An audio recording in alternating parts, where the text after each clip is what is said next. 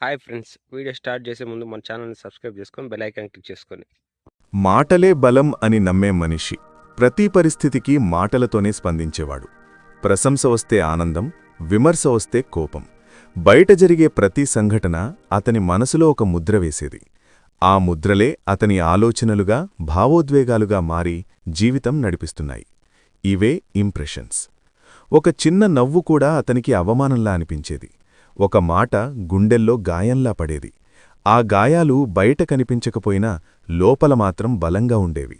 అవే రాత్రిళ్లు నిద్రలేకుండా చేసేవి, పగలంతా అశాంతిగా ఉంచేవి. మాటలతో ప్రతిస్పందించడం వల్ల సమస్యలు తీరడం లేదు, మరింత పెరుగుతున్నాయని అతనికర్థమైంది. ఒకరోజు శరీరం అలసిపోయింది, మనస్సు పూర్తిగా కుంగిపోయింది. అప్పుడే ఒక నిజం బోధపడింది. బయట శత్రువులు కాదు, లోపల ఉన్న ముద్రలే అసలైన శత్రువులు. వాటినుంచి బయటపడాలంటే నిశ్శబ్దం అవసరం. అలా ఒక ప్రశాంతమైన ప్రదేశానికి చేరుకున్నాడు.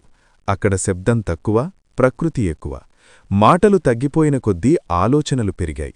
పాత జ్ఞాపకాలు, బాధలు, కోపాలు అన్నీ ఒక్కొక్కటిగా బయటపడ్డాయి. మొదట భయంగా అనిపించింది, కాని తరువాత ఒక విషయం స్పష్టమైంది. ఇవి కొత్తవి కాదు, గతంలో పడిన మానసిక ముద్రలే. అక్కడ యోగ సాధన ప్రారంభమైంది. శ్వాసను గమనించడం, శరీరాన్ని స్థిరంగా ఉంచడం, ముఖ్యంగా ఆలోచనలను ఆపకుండా గమనించడం. ఆలోచన వచ్చినప్పుడు దానితో పోరాడకుండా, మాటలతో స్పందించకుండా మౌనంగా ఉండడం నేర్చుకున్నాడు. నెమ్మదిగా ఒక మార్పు జరిగింది. కోపం వచ్చినా మాటలు రావడం తగ్గింది. బాధ వచ్చినా లోపలే కరిగిపోయింది. ప్రతిస్పందన లేకపోవడంతో ముద్ర బలహీనపడింది. మౌనం ఒక గోడలా మారి అనవసర భావోద్వేగాలను ఆపేసింది. ఇదే యోగమని అర్థమైంది. యోగమంటే శరీర విన్యాసాలు మాత్రమే కాదు, మనస్సుపై అవగాహన. ఇంప్రెషన్ పడే క్షణంలోనే జాగ్రత్తగా ఉండటం, స్పందనకు ముందు మౌనాన్ని ఎంచుకోవడం. తిరిగి సాధారణ జీవితంలోకి వచ్చినప్పుడు పరిస్థితులు మారలేదు. మాటలు, విమర్శలు, ప్రశంసలు అన్నీ అలాగే ఉన్నాయి, కానీ లోపల ఉన్న స్థితి మారిపోయింది. ఎవరు ఏమన్నా వెంటనే స్పందించాలనే ఆత్రం లేదు. మౌనం సహజంగా మారింది. ఒక సందర్భంలో అవమానం ఎదురైంది.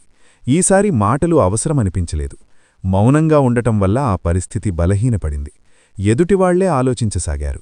అప్పుడే ఒక గొప్ప సత్యం అనుభవమైంది. మాటలు శక్తిని ఖర్చు చేస్తాయి, మౌనం శక్తిని పెంచుతుంది.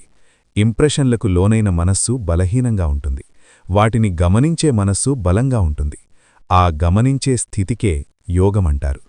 అప్పటినుంచి ఒక సూత్రం జీవనంగా మారింది.